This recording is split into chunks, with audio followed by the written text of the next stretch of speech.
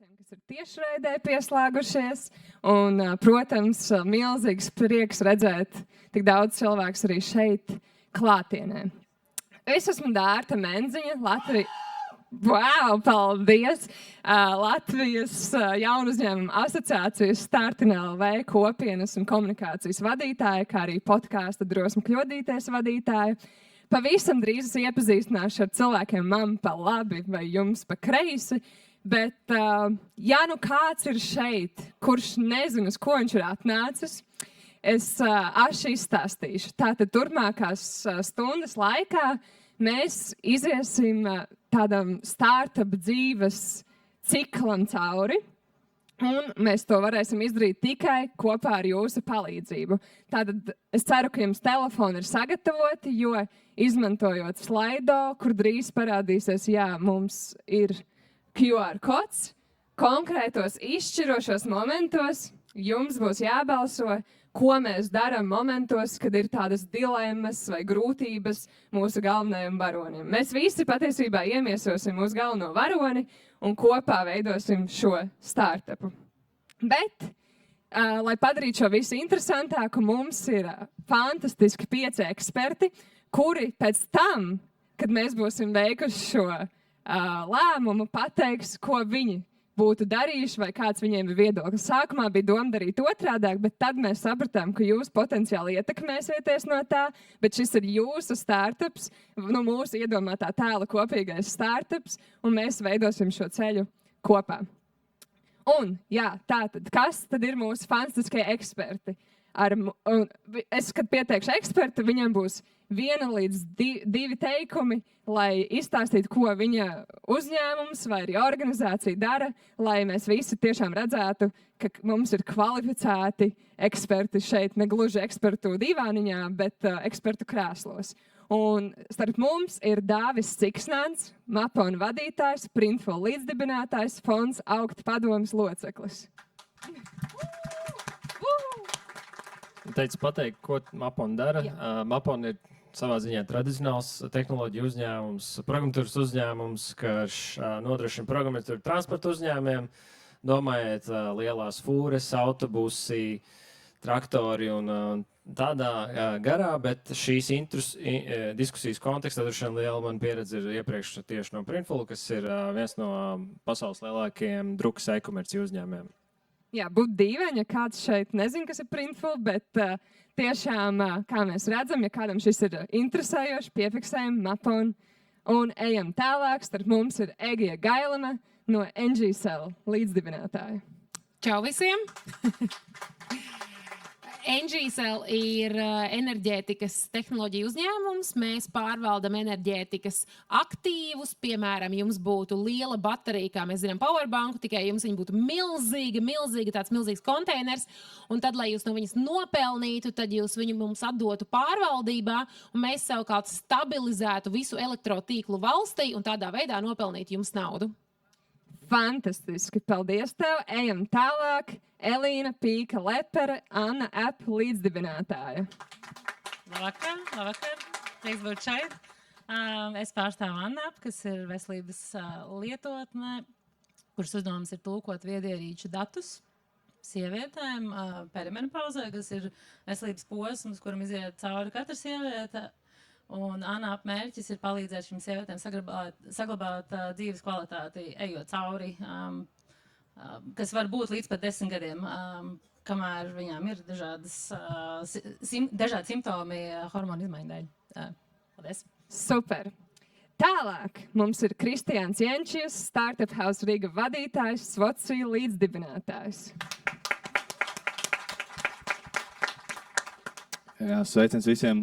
Startup House Riga ir Latvijas vadošais jaunu uzņēmumu epicentrs. Primāri mēs dodam telpu un vietu jaunu uzņēmumiem, kur augt un attīstīties. Kopumā mēs šobrīd pārvaldam 4000 kvadrātmetru telpas. Bet tā otrā puse tam visam ir, mēs organizējam dažādas izglītojušas pasākumus par to, kas ir jaunu uzņēmums, kā vien nodibināt un jau padziļinātākas tēmas, kā varbūt pārdot savas uzņēmuma daļas secondary marketā, jeb otrreizējā tirgu. Paralēli mēs strādājam ar ekonomikas ministriju, attīstam preakcelerācijas programmu. Šogad tā bija trešo reizi noslēdzām viņu. Proti strādājam ar agrīnām idejām, ja cilvēkiem, kam ir agrīnas idejas, palīdzam viņus attīstīt un dabūt viņus tirgu. Un piesaistam investorus arī Latvijas tirgumā, lai agrīnas stadijas jaunu uzņēmumu var dabūt to pirmo kapitālu, lai uzsākt savu ceļu. Un Socija loģistikas platforma, kur mēs agregējam kurjeru pastus vienā vietā un pārdodam šo tehnoloģisku pakalpojumu e-komercijas biznesiem, lai viņi varētu atvieglot savus loģistikas procesus. Paldies! Un tālāk ejam pie Rolanda Mestera, Birdie Chat izpilddirektora un līdzdibinātāja. Sveiki visiem! Mans vārds ir Rolands. Es esmu Birdie Chat līdzdibinātājs. Birdie Chat ir jauna, moderna chata aplikācija, un mūsu mērķis ir aizstāt WhatsApp un Telegram un līdzīgas personīgās chata aplikācijas darba jautājumos. Tā kā, ja gadījumā jūsu komandu vai jūsu darbs šobrīd notiek personīgās chata aplikācijās, un jūs meklējat kaut ko jaudīgāku un ņiprāku, tad jūs varat paskatīties, kā izstās Birdie Chat. Esam burtiski kādu brītiņu tikai nesen atpakaļ palaiduši aplikāciju, un cilvēkiem, pirmiem lietotājiem ļoti patīk, tā kā noteikti iesaku izmēģināt. Lieliski. Es ceru, ka esmu jūs pārliecinājuši, ka tiešām esam kopā ar ekspertiem. Un domāju, ka esam gatavi sākt mūsu, tā teikt, ceļojumu startup pasaulē.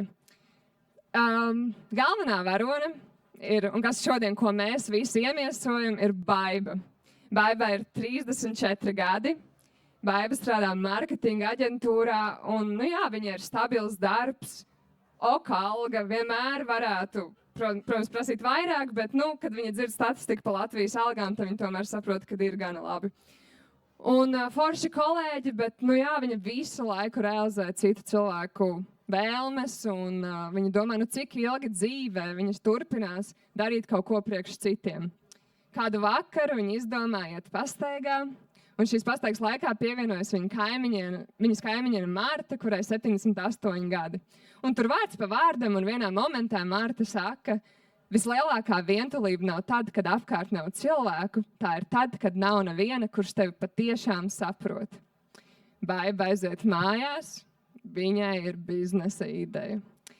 Viņa pamest no rīta, un viņa saprot, viņa grib taisīt tādu kā AI draugu senioriem, kurš būtu kā balss asistents, kas atceras iepriekšējās sarunas, interesējas par cilvēku ikdienu, atgādina par medikamentiem un palīdz ievērot ārsta norādījumus. Un tas viss tiktu pasniegts cilvēcīgi, un viņi tiešām veidot šo produktu, domājot par tādiem cilvēkiem kā Marta. Bet tagad viņi ir situācijā, ka viņi ir tik ļoti priecīgi par šo ideju, ka viņi nevar saprast, ko darīt. Pamest darbu pavisam un tā kā nodoties tam un taisīt bliest bizīti, tā teikt, vai arī tomēr tā kā drošo ceļu iet un turpināt palikt viņas it kā darbā un pa vakariem tomēr taisīt to savu ideju. Un te mēs esam pirmajā mūsu dilemmā, ko darīt tālāk. Tie, kas vēl nav noskanējuši QR kodu, to vēl var paspēt izdarīt. Un šis būs laiks, kad jums būs jānosaka, ko Baiba dara tālāk. Cik lielu risku Baiba uzņems? Skatāmies sākumā, mēs ejam drošo ceļu. Ir arī kāds, kurš ir lielāks riska uzņēmējs.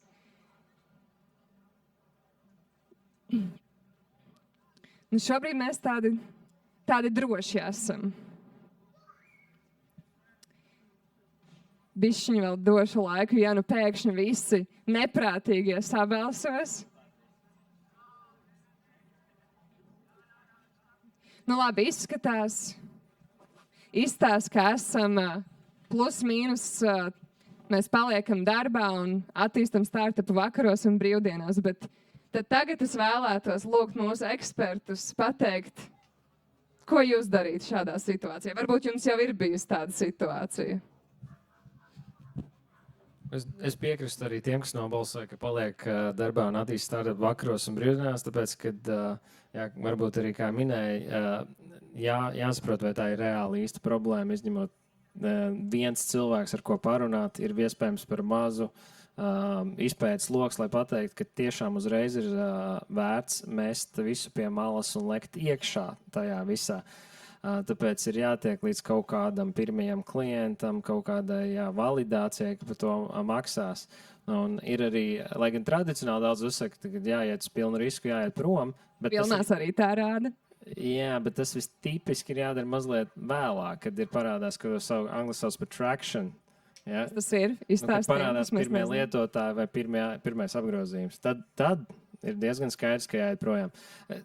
Mazāk zināms, ir tāda vairākas 3 grāmatsaraksti ir Basecamp dibinātāji. Basecamp ir viena no lielākajiem projektu vadības rīkiem pasaulē. Un viņi savā grāmatā ir bieži rakstījuši, ka viņiem bija aģentūra un viņi ir pret šo startup mantru, ka jālec iekšā pilnā mērā uz jauno ideju. Viņi pārlec uz jauno projektu Basecamp tikai tad, kad revenue no tā Basecamp pārsniedz viņa aģentūras biznesu. Un arī manā pieredzē draugiem grupā mēs, tad, kad, piemēram, es sāku Printful draugiem grupu ietveros, es reizē vadīju 5 dažādas idejas. Un man leading indikators, kad uz kādu fokusēties, bija apgrozījums. Un, kad apgrozījums bija pārāk liels Printfulā, tad man bija jāmet pārējās lietas nost. Skaidrs. Vēl kādas domas, pārdomas? Es lielā mērā piekrītu tev, piekrītu Dāvim par to, ka nevajag uzreiz lekt prom. Bet, piemēram, tad, kad man iepriekš bija Oxdrive, kas bija Tesla kāršērings, mēs patiesībā tā izdarījām. Mēs aizgājām prom un tad viņu sākām. Bet man liekas, tas ir ļoti lielā mērā atkarīgs, kāds ir tas izejas plāns, jo mums bija investīcija. Tātad mūsu starting punkts bija tā, ka kamēr mēs strādājām, mēs atradām investīciju, jo bez investīcijas viņi nevarēja nemaz sākt. Un tad mēs attiecīgi aizgājām prom no darba. Līdz ar to tas ir kaut kur tur pa vidu tam visam. Piemēram, ja man būtu jābūt pilnīgi godīgai pie šādas idejas, es neietu prom no darba. Tas ir tāds, mums pilnīgi godīgs viedoklis. Man būtu jānovērtē šī ideja. Es nedomātu, ka tu tur drīz nopelnīsi naudu. Labi. Jā, līdzīgi mums Socija gadījumā mēs pat atradām jau 2 cilvēkus, kas gribēja mums strādāt kopā komandā pa baltu velti, pret to kapitāla daļām tajā brīdī. Un mēs testējām un veidojām to produktu, līdz mēs dabūjām pirmos klientus, pirmo trakšanu, kā Dāvis teica. Un mūsu tas spēriens pakaļ pēcpus bija tas, kad mēs dabūjām pirmo investīciju, un tad mēs nolējām, labi, mēs tagad ejam prom no darbiem un lecam iekšā tajā visā 100%. Bet droši vien lielisks risinājums būtu startupos akcelerācijas programma. Šur nākt vakaros un strādāt pie šīs idejas un saprast, vai viņi ir dzīvotspējīgi vai ne. Es piemetīšu, cik es biju baiba pirms gada. Man sanāca bišķiņ tāda sinerģija, bet es teiktu, ka te ir diezgan svarīgs faktors, kādā dzīves posmā ir baiba un cik liela viņai vispār ir pieredze uzkrāta un kāda viņai ir arī kaut vai personīgā uzkrājumi. Viņai ir, lai 3 mēnešus izdzīvot. Tas ir diezgan švaki. Bet, ja baibai būtu, piemēram, 6 mēneši uzkrāta un viņa būtu to domu marinējusi jau kādu laiku, es teiktu, ja tu aizēji, nogriez ar nāzi un aizēji, tev pavarās vaļā. Satvainojos par izteicienu powers, tādā ziņā, ka tu esi krietni motivētāks, nekā ja tu mēģini izsēdēt uz, ja baiba strādā mārketinga aģentūrā, bieži vien uz 5 krēsliem un 5 dažādiem klientiem, tev vienkārši dažreiz nav headspace, lai darītu lietas. Tā pašā laikā es piekrītu kolēģiem, ka novaldēt trakšanu ir ļoti svarīgi, ko es darīju pirms gada. Jā, es aizgāju, bet es arī uzreiz, kā pēc grāmatas, gāju un skatījos, vai ir auditorija, Numur 1 vai ir auditorija, kas būtu gatava pirkt. Numur 2, man liekas, ka tas ir vēl svarīgāk. Un to man gana ātri, man paveicās, bet man gana ātri izdevās novalidēt. Bet es arī esmu marketeris, es zināju metodes, gāju, zvanīju, taisīju intervijas, surveys, bet tas ir ļoti svarīgs posms, es pilnīgi piekrītu. Bet var darīt sinerģiju, ja tev ir kaut kāds spilvens. Mans spilvens bija uzkrājumi un vīrs.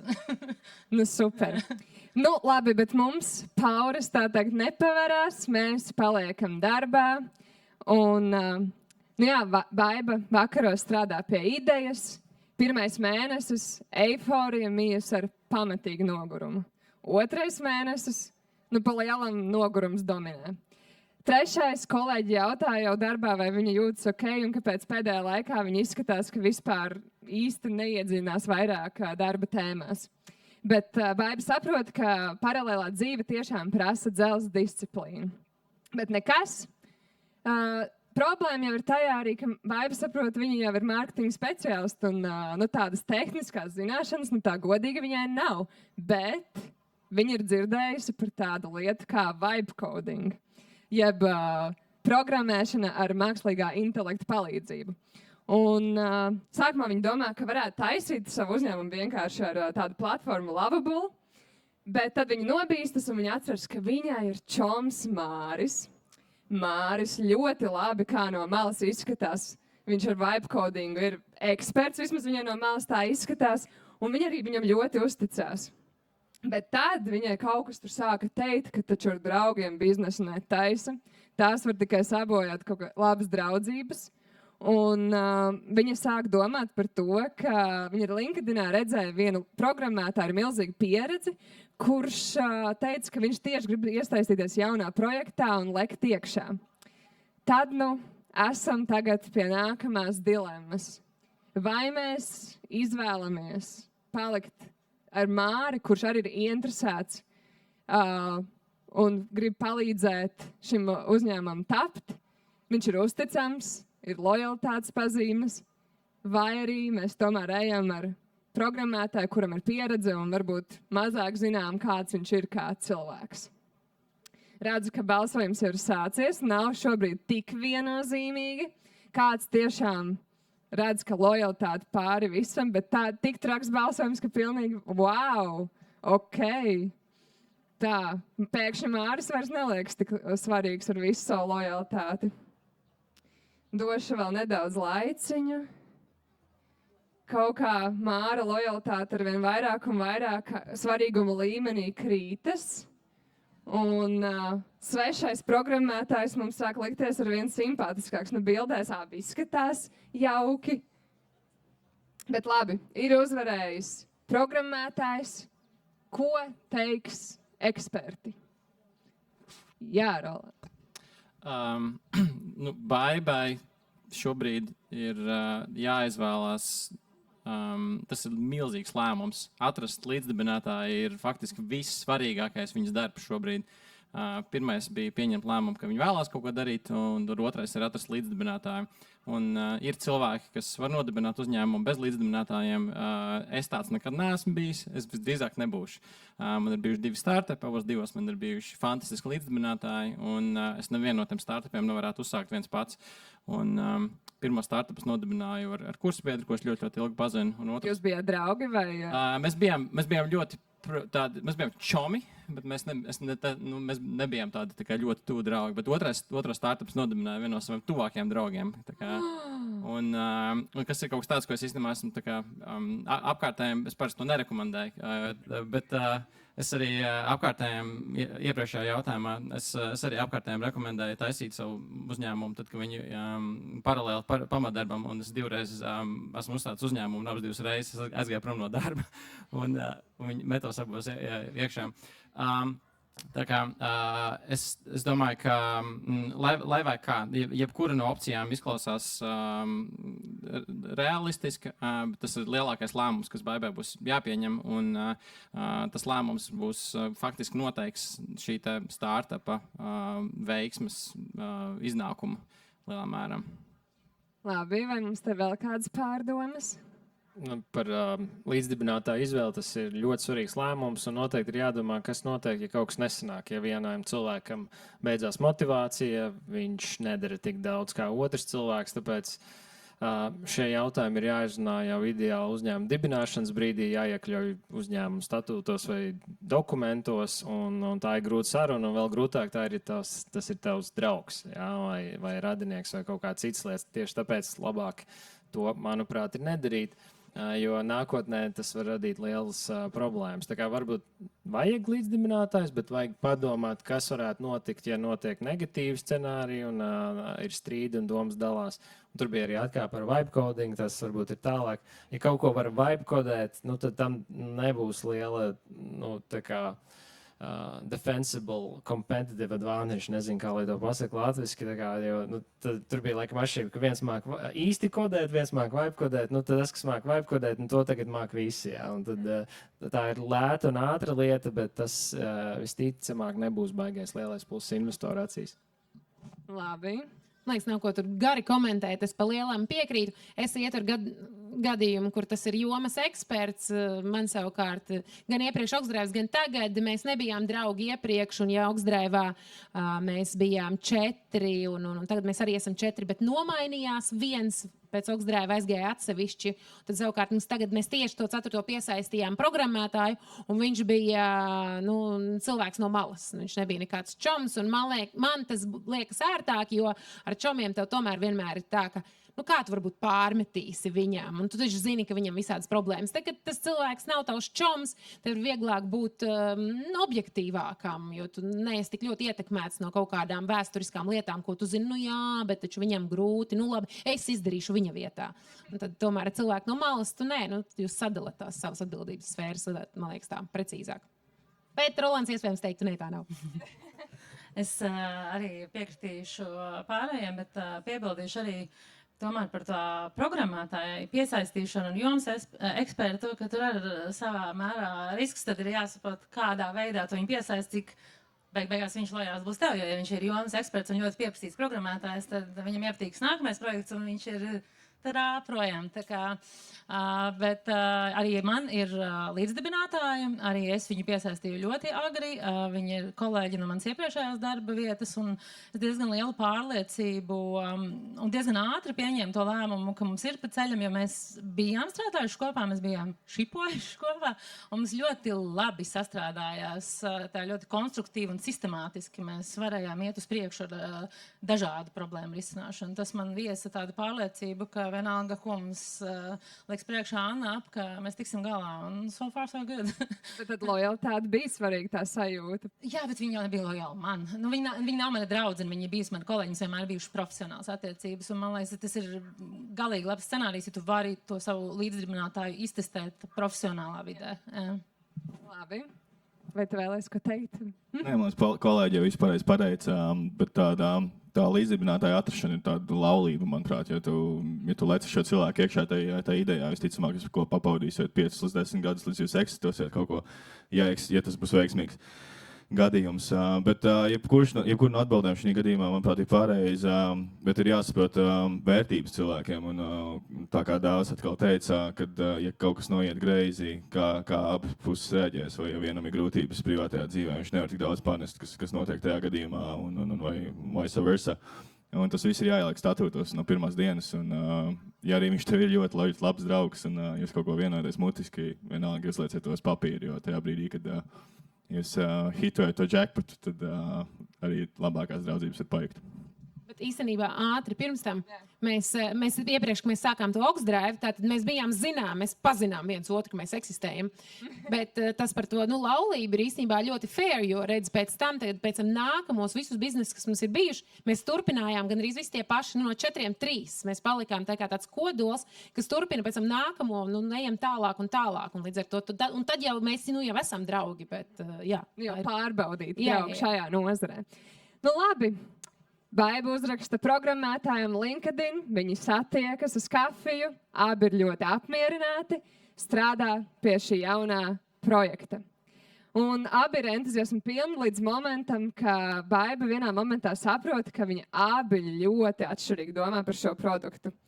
Un rodas domstarpības, un viņi īsti nezin, kā viņu uzrunāt, jo viņi jau tā īsti pazīstami labi nav, bet viņi respektē viņu kā profesionāli un saprot, ka varbūt uzticēšanās ir vērtīgāk nekā pieredze, bet šobrīd kā ir, tā ir, un iesim tālāk.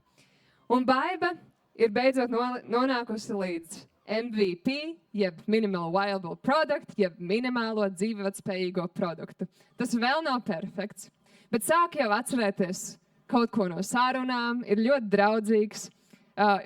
Iztestējot nedaudz uz Martus, viņai patīk, viņai liekas jautri, bet viņa sāk saprast vienu ļoti svarīgu lietu, ka īstenībā kā pārbaudīt, vai produktam tiešām ir pieprasījums, kā jau mēs pirms tam runājām.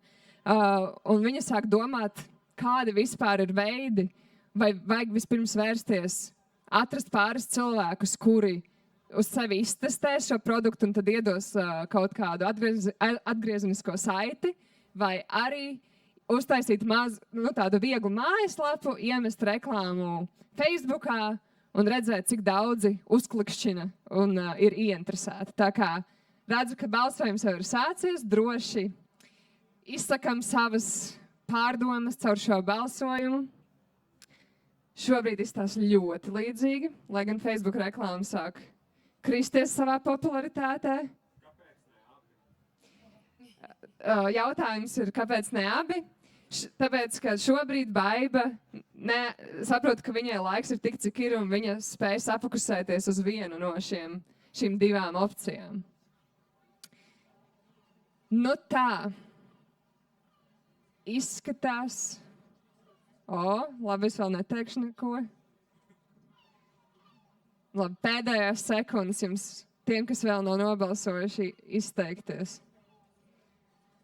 Nu, lai vai cik Facebook reklāmas sev cenšas izvirzīt vadībā, tomēr individuālie lietotāji ir uzvarējuši šajā. Kā eksperti komentēs šo dilemmu? Man ir pieredze ar abiem veidiem, jo tas visticamāk ir atkarīgs no tā, kas ir jūsu produkts, kam viņš ir domāts, kāda ir auditorija. Facebook reklāma, tas ir populārāk B2C, jeb consumer produktos, e-komercijā. Tā ir ļoti populāra lieta. Mūsdienās, man liekas, tieši ar AI tu vari uzģenerēt bildes produktam, kas neeksistē, kas izstāsta ļoti reāls. Arī tas ir vēsturiski darīts. Un, respektīvi, bieži vien tas fizisks produkts, palaid reklāmas, cilvēki pat par viņu samaksā, aizpild kredītkartes. Nesēj mums sliktas idejas. Nē, bet tā ir izplatīta praksa, tas, ko cilvēki dara. Un tad tu saproti, vai ir pieprasījums vai nav. Tu viņiem atgriez naudu, un tad tu izdomā, vai bija vērts vispār ražot to produktu. Tā kā e-komercija tā ir ļoti populāra lieta.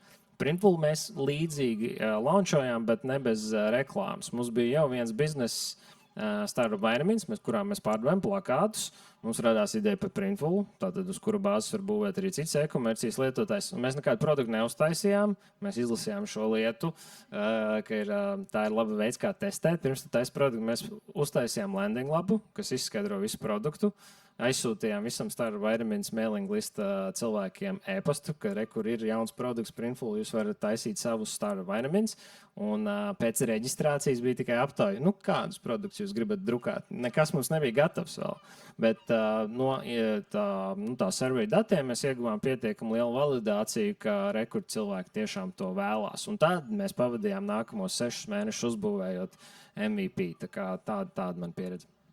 Super, vai ir vēl kādi komentāri? Es varbūt papildināšu, ņemot vērā, ka Baibai nav laika, bet es arī darītu abus, jo tas otrais, par kuru nenobalsoja auditorija, palīdzētu Baibai labāk izprast to savu saucamo ICP, vai kas tad ir tie sāpju punkti tam viņas potenciālam klientam. Kāds tas gudrais? Ideal customer profile, ICP. Perfektais, tātad Latvijas būtu perfektais mēs tieši klients. latviecismiem runājam par svarīgi. Sorry. Tas mans varbūt komentārs ir, ka izmantojot tikai Facebook reklāmas, Baiba nezinātu, kas beigās ir tas pirkuma lēmumu pieņēmējs, jo it sevišķi runāja par senioru auditoriju, bieži vien viņiem tehnoloģiju produktus pērk, piemēram, mazbērni vai viņu bērni, nevis viņi paši. Un tad, uztaisot to testu, tu nenotrāpot varbūt pareizajā auditorijā, var domāt, nē, miskastē metams, bet, jā, es teiktu, ka no tā otrā tu varbūt izsacinātu to pareizo auditoriju, ko testēt Facebookā. Kaut kā tā. Tad varbūt es tiešām sāktu to otro un tad to Facebooku. Labi. Es laikam ļoti piekrītu Dāvim par to, ka ir atkarīgs no tās industrijas, jo, piemēram, mums enerģētikā, kas ir B2B, mēs šādi vispār netestējām. Mēs zinājām, ka tas, ko mēs radām, ir vajadzīgs. Mums nebija jāpārbauda. Tas bija tā kā mēs zinājām. To var zināt, to pie zīlnieka aiziet pajautāt. Nē, tā industrija un produkts, ko mēs darām, tāda ļoti tehniska frekvences regulēšana, kapacitātes tirga enerģētikā, tas vienkārši ir tā kā vajadzīgs. Bez tā mums nestrādās normāli elektroenerģijas tirgus. Savukārt, Oxdrive taisot, mēs uztaisījām no sākuma to mājaslapu. Un līdz ar to es piekrītu tam par abām lietām. Mēs uztaisījām mājaslapu, kur vienkārši iznomā Teslu. Vai tu gribi vispār iznomāt Teslu? Un tad, kad mēs dabūjām pirmās Teslas, mēs patiesībā kā vecajos laikos cilvēkam bija jāatbrauc uz vietas fiziski, jāparakstā tur maza lapiņa, jāsamaksā mums kašā nauda, jo mums nebija nekā tur normāla cita Un tad, kad viņi atbrauc atpakaļ, mēs prasījām un intervējām viņus par to. Ko viņi par to domā, vai viņiem patiktu tur šādi, vai viņi brauktu tikai tālos braucienus, īsos braucienus un tā tālāk. Līdz ar to, tāpēc es ļoti piekrītu par to, ļoti atkarīgs, kas tā ir pa industriju. Un viņas gadījumā es arī noteikti uztaisītu šo te lapu, bet viņai ir ļoti svarīgi arī runāt ar cilvēkiem. Skaidrs. Vai ir kādi vēl komentāri, vai mēs ejam tālāk? Izstāst, mēs ejam tālāk. Labi, mēs esam izdomājuši, ka vispirms iesim pie lietotājiem individuāli, un Baiba atrod 5 seniorus, kur piekrīt regulāri izmēģināt produktu. Viņa vēro, kā viņi to lieto, un saprot, ka vispār ir kaut kādas funkcijas, kur galīgi nevienam neinteresē, un viņi tur ir nenormāli centusies, lai viņas produktā tās būtu. Un toties viņi arī atklāja, ka ir tomēr funkcijas, kuras vēl vajag pielietot klāt. Bet viņi arī joprojām nezina, cik daudz cilvēku ārpus šiem 5 vispār meklētu šādu risinājumu. Bet laikam ejot, Baiba nepadodas, un viņa ir runājusi gan ar lietotājiem, un jau produkts ir vēl labāks. Tagad produkts jau strādā tik labi, ka spēj uzturēt draudzīgas sarunas, atcerēties iepriekš teikto, atgādināt par medikamentiem. Un salīdzinoši vēlu viņa ir sapratusi, ka ne jau tie pensionāri būs tie, kas maksās par viņas produktu. Un ka tie visticamāk būs radinieki, kas jūtas vienkārši vainīgi, ka nespēj šo nodrošināt saviem vecvecākiem vai vecākiem. Un tagad viņi sāk domāt, bet kam tad īsti censties pārdot šo produktu, vai tā kā tieši individuāli ģimenēm, radiniekiem mēģināt to nopārdot. Jo pēdējā laikā viņa jūt, ka ir arī interese no pansionātiem, klīnikām un vairākām pašvaldībām. Un tagad viņa ir atmulsusi. Iet pie individiem un mēģināt savu produktu pārdot, vai tomēr tādā vienā lecienā varētu vairākus lietotājus dabūt caur institūcijām. Tad mēs esam pie nākamās dilemmas. Ko mēs cenšamies uzrunāt? Kā mēs cenšamies pārdot produktu? Individuāliem pircējiem vai institūcijām?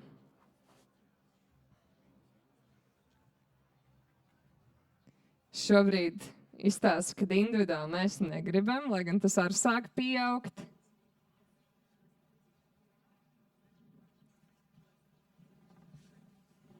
Sāku saprast, ka cilvēkiem nepatīk otrās opcijas. Bišķiņ pāris sekundes, bet izstāsta, ka, lai vai kā, es jums došu laiku, jums tāpat labāks patiks pirmā opcija. Un labi, visticamāk, esam nobalsojuši par institūcijām, vārds ekspertiem. Es domāju, ka vislabāk pārdot savu produktu ir tiem, kas maksā. Tie var būt gan B2C, gan B2B. Piemērs no pieredzes. Savulaik veidoju produktu Destime, kas vēl eksistē draugiem grupu ietvaros, bet viņiem tipiski bija free trial. Mēs to sākotnējā fāzē laidām 6-9 mēnešus, bet mēs sapratām, ka būs jābeidzās. Bet es ievēroju, ka ļoti daudz laika paņem supportēt lietotājs, kas neko nemaksā, kas vienkārši free trial. Un tad bija ļoti svarīgi nogriezt vienā brīdī, viss free trial visiem beidzās, un tagad paliek tie, kas maksā. Un tie, kas bija skaļākie lietotāji, tur izdomāja kaut kādu šito feature vai to feature, un mēs viņus tur kodējām, nemaksāja un pazuda. Un tad ļoti ātri izkristalizējās prioritātes. Tev jāfokusējās uz tiem, kas maksā. Un šajā gadījumā viņai var testēt abus variantus, saprast, kuri tad ir gatavi maksāt. Šajā piemērā tiek lietot seniori. Arī no pieredzes, es esmu valdes loceklis akcionārs uzņēmumā Prime Promethis, kas tirgo kosmētiku sievietēm gados, tā skaitā arī 65+. Tā izskanēja, ka tur Latvijā ne jau tie seniori pirks. Es varu pateikt, Latvijā var būt. Amerikā ar digitālajām prasmēm, ar spēju maksāt internetā senioriem vispār nav nekāda problēma. Viņi to dara jau no 90. gadiem un mierīgi var tirgot internetā jebko senioriem arī Amerikā. Latvijā? Jā, tā varētu būt. Tā kā arī svarīgi tos tirgus, ko tu izvēlies. Tavs produkts Latvijā var nevienam neinteresēt, jo Latvija ir unikāls, mazs, nišīgs tirgus, bet ja tu pārdod ASV, tad varbūt pilnīgi cita lieta. Super. Vēl kādas domas? Jā, redzu, Rolanda. Es ļoti piekrītu Dāvim. Tā vēl viena lieta, par ko vērts padomāt, ir kaut kādi komunikācijas kanāli, kas noteikti ir pieejamāki, un citi, kas varbūt nav tik pieejami. Un, teiksim, ja tā aplikācija ir vieglāk tikt pie tām institūcijām un ir vieglāk dabūt tos pirmos 100,000 lietotājus no institūcijām, kur pretī varbūt, teiksim, tur reklamējot katram individuāli Instagramā vai Facebookā, tas varbūt nebūtu tik vienkārši. Tad noteikti vērts varbūt paskatīties, cik pieejams ir kāds distribūcijas kanāls, kanāls, caur kuru var aizsniegt ātrāk tos lietotājus. Un, ja tās ir institūcijas, tad institūcijas ir labs virziens. Un, ja tās varbūt nav institūcijas, ja tās institūcijas varbūt tie potenciāli lietotāji varbūt nav tik daudz, tad ir noteikti vērts skatīties uz individuāliem. Manī 5 centi pie šī būtu, ja būtu obligāti jāizvēlās viena no šīm opcijām un abas ienestu vienādu daudzumu naudas, es ietu ar institūcijām. Tāpēc, ka individuālajai būs, tā kā arī Dāvis teica, tur būs ļoti daudz supports. Tev visu laiku būs jārisina kaut kādas problēmas, cilvēkiem ir viedoklis, tad institūcija savukārt būs ļoti tāda birokrātiski, jā, tev iespējams būs tur jāpielāgo kaut kādas lietas, kas ir atbilst viņu tur compliance, bet tev būs daudz mazāk jādīlo ar viņu kaut kādām pārdomām, bet es domāju, ka šitāda ideja būtu laba, šitāda feature būtu laba. Tas ir tad tajā gadījumā, ja abas ienes, bet tu vari izvēlēties tikai vienu. Tad es strādātu ar to, kurā man būs vismazākās galvas sāpes ar klientu. Super! Nu tad domājam salīdzinoši līdzīgi. Un Baiba piezvana pansionātam, kur jau sākotnēji bija saruna. Direktors ir ieinteresēts, bet grib jurista izvērtējumu, GDPR atbilstību un 3 mēnešu bezmaksas pilotu pirms paraksta. Baiba saprot, šīs būs ļoti ilgs ceļš ejams. Bet pēc 4 mēnešiem vienā parakstā viņai ir jau 60 lietotāji un pirmais īstais ienākuma avots. Bet tomēr ar laiku Baiba arī saprot, ka viņai vajag vairāk līdzekļus, lai šis produkts varētu ātrāk attīstīties. Un viņa aprēķina, ka nākamajam 12 mēnešiem viņai vajag 50,000, un tie viņai pašai nav. Viņa sāka meklēt, kur vispār var dabūt finansējumu, neko nesaprota. Viņai tur kāds saka, vajag pieteikties tur un šur. Un viņa piesakās vairākos riska kapitāla fondos un saņem vienu atbildi, kas jau viņai skan kā lamu vārds. Produkts ir interesants, bet jūs esat pārāk agrīnā stadijā. Viņa izpēta arī Altumstarta aizdevumu, taču tam nepieciešams personīgais galvojums. Vienlaikus Baiba piedalās Latban investoru pasākumā, kur iepazīst ar biznesa eņģeli, kurš ir gatavs ieguldīt uzņēmumā. Vēl pēc pāris nedēļām Baiba saņem ziņu, ka ir uzņemta Minhenes startup akceleratorā, uz kuru bija pieteikusies. Un pēkšņi ir vairākas iespējas, bet ņemot vērā, ka viņai nav īsti bijis pieredze pirms tam, viņa nesaprot, kura no opcijām būtu vērtīgāka, kur viņa varbūt piečakarēs, kur viņa būs visu mūžu, viņai būs jākalpo šim naudas devējam. Tā kā laiks ir mums tālāk izvēlēties, ko mēs darām. Mums ir šoreiz 3 opcijas, tā kā, varat turpināt balsot par pirmo, bet jums jau tagad ir vairāk opcijas. Un skatīties, kāda jums ir sajūta, varbūt tikmēr kāds var izskaidrot, kāda ir atšķirība starp šīm iespējām biznesa eņģelis, aizdevums vai akcelerators. Vai kāds no jums var eksperti pastāstīt tādu galveno atšķirību? Kādam, kas varbūt tagad domājas jau nobalsot, bet es nezinu, kāda atšķirība.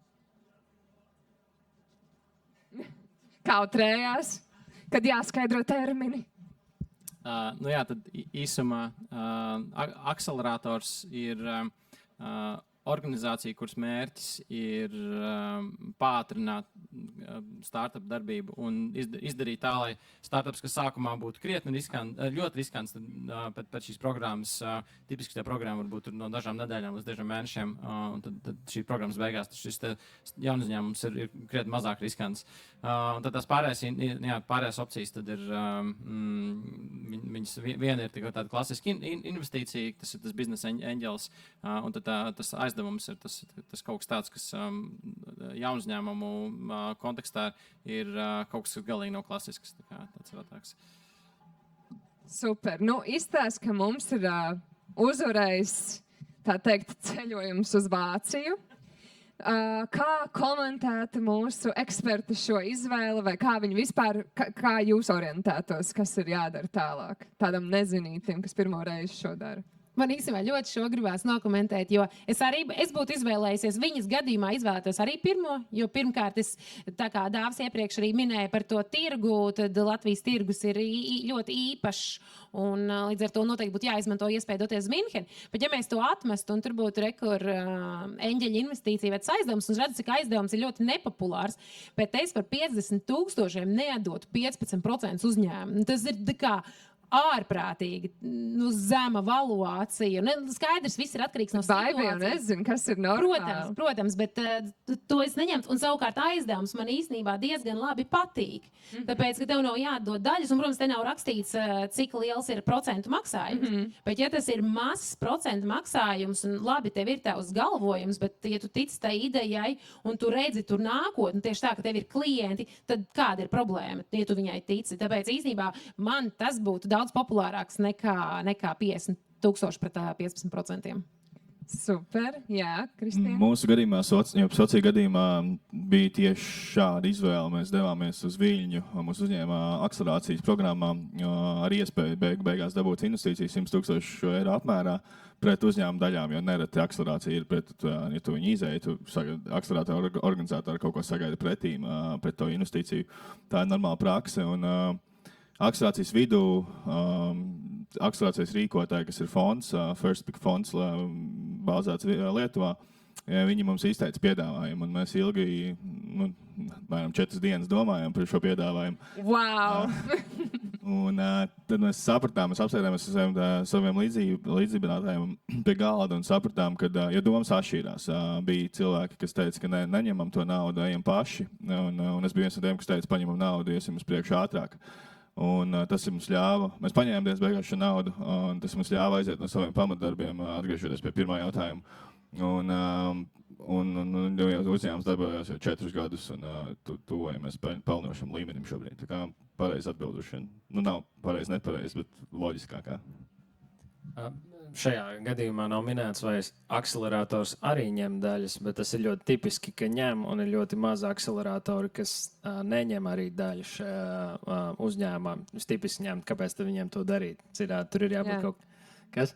Nē, es piekrītu, jā. Šis ir izlaists. Un tad mēs nonākam pie tā secinājuma, ka ļoti svarīgs elements bija izvēlēties līdzdibinātāju, un tad nākamais elements ir izvēlēties kādu investoru, ja tu izvēlēsies piesaistīt investoru, kāds viņš būs.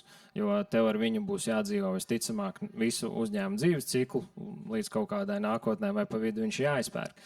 Tāpēc ir ļoti svarīgi izdarīt references un background checku par to pašu akceleratoru, cik viņš ir labs, kāds ir track records, vai jūs gribat viņu uzņēmumu daļās visu dzīves ciklu, vai arī tas pats arī par biznesa eņģeli. Ja? Un tad tur arī ir jāizdara, kā tika varbūt līdzīgi minēts arī, kad arī, piemēram, es gāju piesaistīt naudu par Infilom, arī teica, ka daudz vieglāk ir izšķirt laulību nekā izšķirties ar investoru. Tās attiecības ar investoru ir krietni viens smagāks un lielāks nekā ar laulību, un bieži vien ir pat vairāk ko dalīt. Tāpēc tas ir ļoti nopietns lēmums, un tur vajag palūgt ekspertiem viedokli, ko darīt. Skaidrs. Bet Baiba dodas uz Minheni.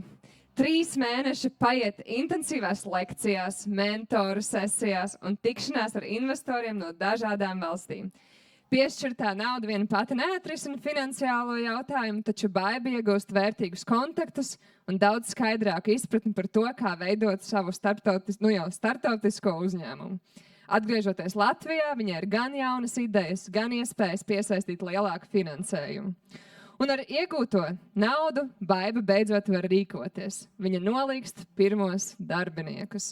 Produkts kļūst labāks, klientu skaits aug, un Baibai liekas, ka uzņēmums beidzot sāk izskatīties kā īsts uzņēmums. Un te man ir ātrs jautājums jums, kad jums bija tā sajūta par saviem uzņēmumiem, kad šis ir īsts uzņēmums?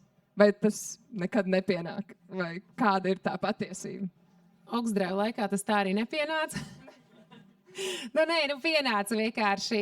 Tas bija ļoti sarežģīta industrija, kurā tu gadiem strādā. Mums bija daudz, relatīvi daudz cilvēku, ne tik daudz, cik jums. Mums bija 25 cilvēki, un it kā tas jau skaitās īsts bizness, bet līdz profitabilitātei tu tur vēl nebija. Tu līdz break-even pointam, kur tev ir tavas investīcijas pret atgūto, izmaksas pret ieņēmumiem.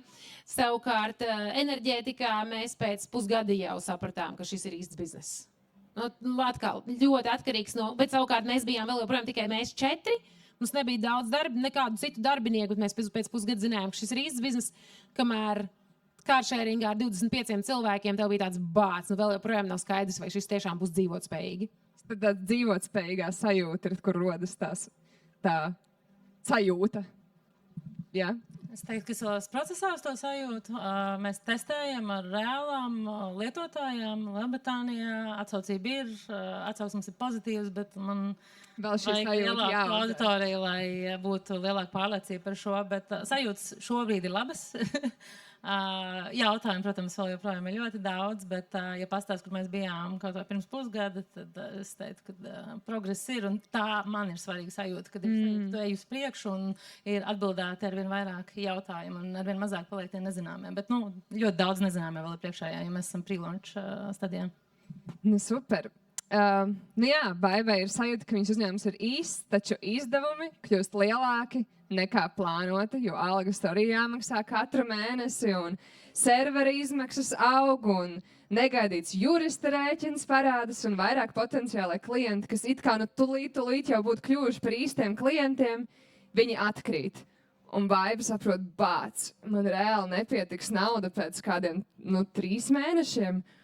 Un, ja šādi tas turpināsies, un viņi nevar saprast, ko tā tīri cilvēcīgi šobrīd darīt attiecībā pret saviem darbiniekiem, vai vajag bišķiņ viņiem pateikt, kāda ir tā situācija, vai tomēr pašai risināt, līdz tiešām vairs nevar to noklusēt un izlikties pret saviem darbiniekiem, ka viss ir, tā teikt, kā angliski saka, business as usual. Tagad redzēsim, cik atklāta un patiesa ir mūsu publika šeit.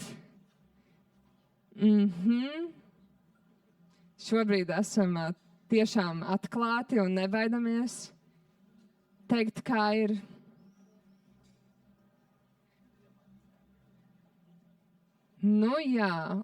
Ok, mums vairs neizskatās tik viennozīmīgi. Vēl pāris sekundes ļauj, un tad es došu vārdu ekspertiem. Labi, izskatās, ka mēs paužam patiesību. Ko teiks mūsu eksperti? Es uz šo jautājumu pēkšņi iesaku atbildēt. Es izvēlētos otru opciju, tātad vispirms mēģinātu pati, jo, ja tie nav tavi co-founderi, viņiem nav jāzina tad, kad pēkšņi problēmas rodas. Viņiem vajag to sajūtu, ka mēs maucam uz priekšu, mēs darām, tu vari izstāstīt kaut kādas lietas, ka, hei, mums tur ir problēma, ka klienti ir atbiruši, mums vajadzētu risinājumu tam. Bet tam, ka tagad tur viss būs slikti un tūlīt nebūs algas, tu no sākuma pats mēģini izdarīt visu, ko tu vari. Un tā komandai komanda nedrīkst zaudēt ticību taviem spēkiem, un ka viņi tajā brīdī sapratīs, visticamāk jau nebūs algas, viņi jau sāks meklēt jaunu darbu. Viss, tā kā. Bet ko viņai gaidīt līdz pēdējai nedēļai?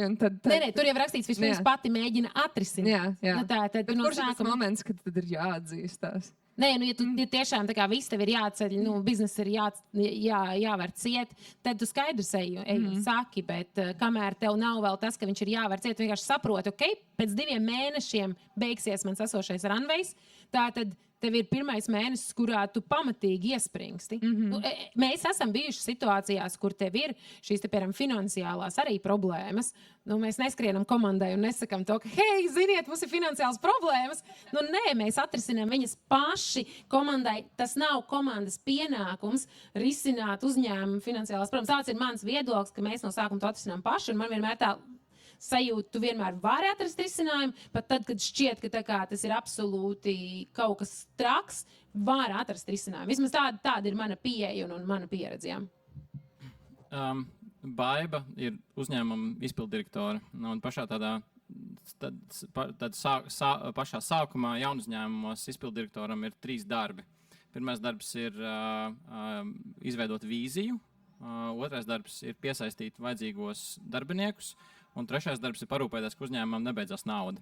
Un šī gadījumā tas, ko viņi ir atstusies, viņi atstusies pret vienu no saviem 3 darbiem, kas viņai jādara. Un tas, ko Egīte teica, tas patiesībā ir ļoti pareizi, ka uzņēmuma izpilddirektora darbs ir parūpēties, ka uzņēmumam ir pietiekami daudz līdzekļu, lai varētu attīstīties tālāk.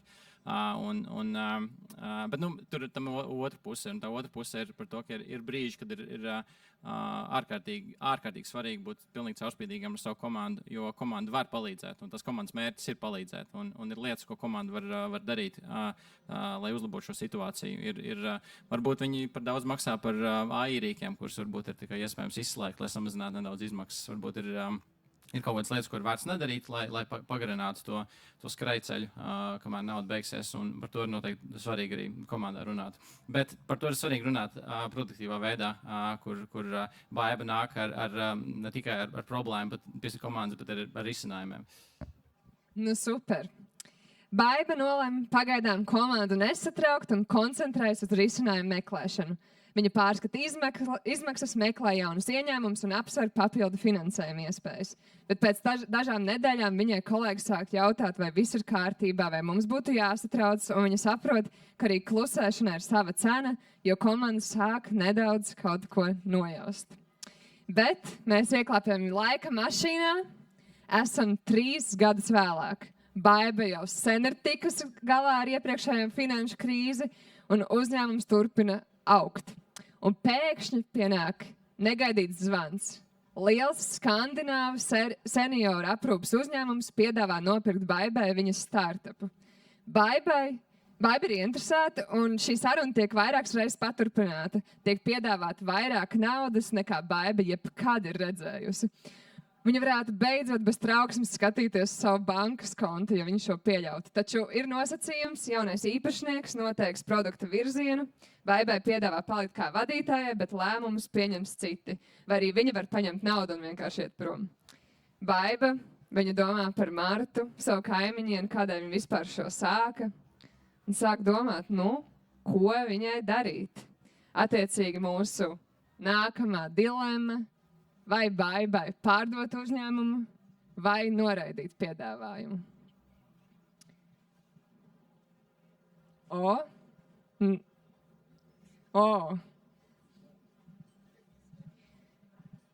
Izstāsta, ka vērtības mums tiešām ir saliktas kārtīgi, un te atkal vajadzēja samainīt, varbūt, kurš no variantiem tas ir. Dodu vēl pāris sekundes, ja kādam pēkšņi liksies, ka tomēr jānoraida piedāvājums.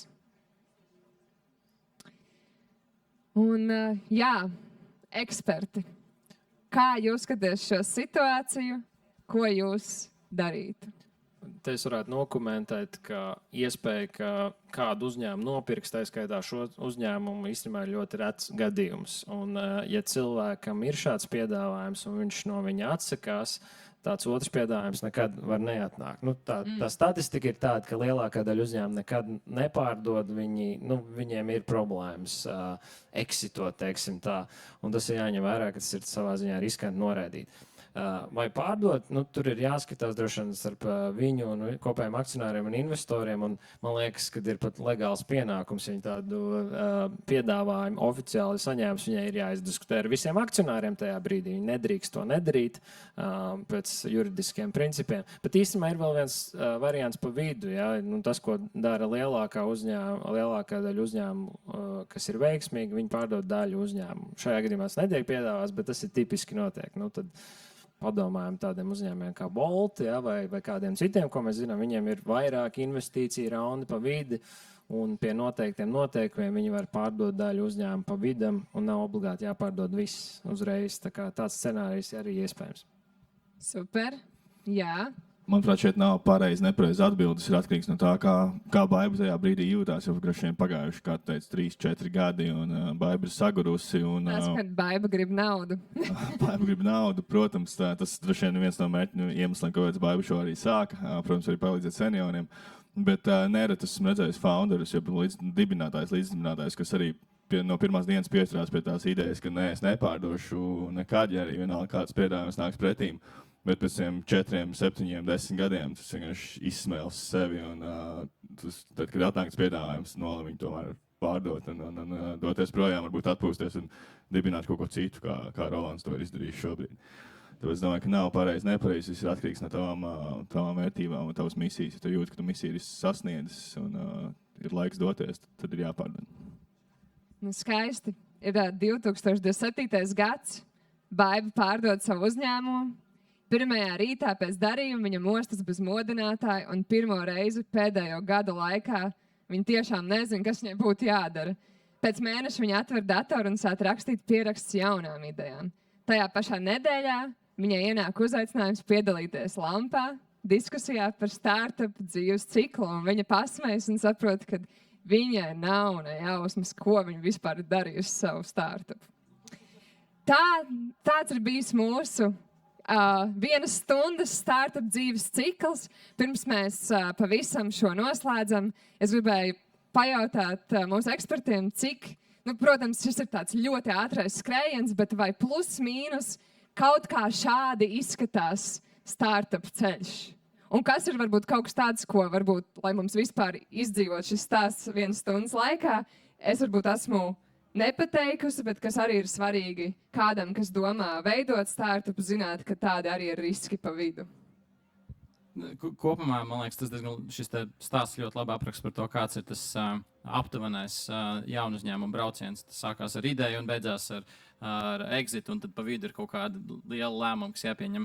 Tas kas vēl ir svarīgi, ir, viens ir tas tur Baibai izklausījās, ka bija ļoti produktīvas attiecības ar līdzdibinātāju. Tas ir parasti uzņēmumiem, tas ir viens no tādiem lielākiem klupšanas akmeņiem, kur attiecības ar līdzdibinātājiem var novest pie kaut kādiem rezultātiem, kur tas uzņēmums vienkārši tur varbūt neattīstās tik ātri, kā varētu, vai vienkārši izbeidzās. Tā ir tāda lieta, kur ir atgriežoties pie priekšējās sarunas, nenormāli svarīgi ir izvēlēties labu līdzdibinātāju. Tas ir līdzīgi kā tāds laulības un tas ir ļoti svarīgi. Un tā otra lieta ir attiecības ar investoriem. Šeit izklausījās, ka tās attiecības ar investoriem arī bija ļoti foršas. Tur viņas fonā nekur neparādījās, bet nereti jaunu uzņēmumu izvēloties nepareizos investorus var būt situācijā, kur varbūt viņu dibinātāju lēmumi var krietni atšķirties no investoru lēmumiem, un tā ir diezgan toksiska vide, kurā būvēt uzņēmumu. Vai ir vēl kādi komentāri? Jā, Egija? Jā, tā ļoti virspusēji. Protams, mēs nevaram tur paspēt daudz, kam iziet cauri. Ko es vēl pievienotu klāt, ir, ka te nebija tāda pārdošanas puse, jo viena no lielākajām lietām ir, ja tu būvē uzņēmumu, tev ir vai nu jāpatīk pārdošanai, vai tev ir jāiemācās pārdotu, ka tev iepatīks tā pārdošana. Vai arī, piemēram, ja jūs esat co-founderi, tad ir viens, kuram ļoti patīk pārdot, un pārējie varbūt, piemēram, tehniskie, jo, bez tā, nekas nesanāks. Tev ir vienkārši jāmučī pārdošanā kā trakam un jādomā radoši veidi, kā tam pieiet, ņemot vērā, ka tev nav sākumā liels budžets, tu nevari ņemt milzīgas reklāmas uz stabiem un televīzijās. Tā, man liekas, ir lieta, kas varbūt man būtu papildu vēl prasījusies, ka ir šis te pārdošanas izaicinājums, ka tev ir jāpārdod kaut kas, kas varbūt vēl nav, kaut kas, kam cilvēki vēl netic, kā piemēram mums enerģētikā, ieejot enerģētikas industrijā, mēs bijām pilnīgi jauni, ne ar enerģētikas industriju. Tātad kāpēc, lai mums kāds ticētu, ka mēs varēsim tagad paveikt to, ko mēs solam? Tas bija tāds milzīgs lēciens, kur mums nācās izstiepties, sarauties visos iespējamos veidos, lai pārliecinātu gan pirmos klientus, gan sadarbības partnerus, ka mēs varēsim šo te izdarīt. Tas bija tāds ļoti, es teiktu, tas bija daudz radošāks process nekā carsharingā, kurš šitā bija tieši no tāda mārketinga un reklāmas puses radošs process. Tad enerģētikā tas bija tāds ļoti smadzeņu stiepjošs, radošs process, kā tagad pārdot kaut ko, kurā mums nav pieredzes. Tas ir kaut kas vēl tāds, jā. Jā, ņemam vērā, jā. Es varbūt arī iekomentēšu kopsmā, jā, tas, manuprāt, tas ceļš bija korekts, bet ir tāds varbūt netik viegli racionalizējams un vārdos ieliekams process, kā attiecības pašam ar sevi. Jo startups ir nedaudz tāda tava paša ilgspējas pārbauda. Tas ir diezgan smags pasākums. Un it sevišķi Baibas gadījumā viņi ir strādājusi aģentūrā, jā, viņi varbūt ir pieradusi pie ritma, bet man liekas, nogurdinošākais kā reiz ir ikdienā pieņemt tos daudzos mazos lēmumus. Tie lielie lēmumi, jā, tu apsēdies, tu izvērtē, saproti, bet tie mazie, viņi tev spiež, un tad jautājums, kā tu tiec galā ar sevi, kā tu tiec galā ar to ritmu, un kā tu tiec arī galā ar tiem mūžīgiem jautājumiem, vai šitas, ko es daru, tiešām uz kaut ko ietit sevi šitai sākuma posmā. Un to mēs tā kā bišķiņi izlēdām cauri. Man liekas, tas ir tāds daudz ir arī, protams, tais attiecībās ar co-founderu, ar investoriem, bet pašam arī ar sevi. Tas cilvēku faktors ir daļa no tās veiksmes vai neveiksmes formulas. Un tur arī, jā, es teiktu, ka ir specifiski jāizprot pašam sevi, ko tu vari, ko tu nevari. Un, ja tu nevari, tad atrodi veidu, kā tu vari. Un kas tev ir jādara, lai sevi laustu un panāktu to, jā. Spēcīgs punkts, jā. Es varbūt pieliktu, ka īstenībā visilgākā fāze uzņēmuma dzīves laikā ir izaugsmes, jeb scaling fāze, kur mēs tā kā pārskrējam tie 3 gadi, skipping forward. Tā īstenībā visilgākā daļa un tā vissarežģītākā daļa. Un tā ir daļa, kur lielākā daļa uzņēmumu izdara vissliktāk. Daudzi nonāk līdz idejai, kuriem ir kaut kāds trekšanas. Bet, ja tu nespēji noskaidrot uzzīmēt, tad tas exits, tās beigas būs ļoti maziņas. Un tad tev iespējams nemaz nekas fundamentāli tur dzīvē nav mainījies, vai arī nav arī nekāds efekts uz valsts ekonomiku. Maziņš uzņēmums, maziņš exits. Tā kā scaling fāze ir, kur var pavadīt gadiem, un tur ir vesela zinātne, un ļoti neliels skaits uzņēmumu spēj to izdarīt labi. Tā kā tur ir jāmācās vēl daudzāk. Skaidrs, mums ir beidzies laiks, bet varbūt vienu jautājumu, ja mums te kādam ir, mēs varam paspēt aši iespiest pirms vakara svarīgākā momenta. Tad gribēju jautāt, ja kādam ir jautājums, droši tagad vai vismaz ne šogad. Redzu, ka visi saprot, ka jārespektē ir laiks. Tad es gribētu pateikties mūsu ekspertiem par to, ka jūs dalījāties savā pieredzē un tiešām arī padarījāt šo cilvēcīgi saprotamu. Un cerams arī, ka kāds no klātesošajiem ir iedvesmojies darīt lietas, jo izstāsta, ka ļoti daudz lēmumu ir jāpieņem šajā visā. Un paldies, ka jūs esat, ka mums ir cilvēki šeit Latvijā, uz kuriem skatīties un zināt, ka bāc, ja viņi to var, varbūt es arī varu. Tā kā paldies jums, paldies arī visiem Baibas iemiesotājiem.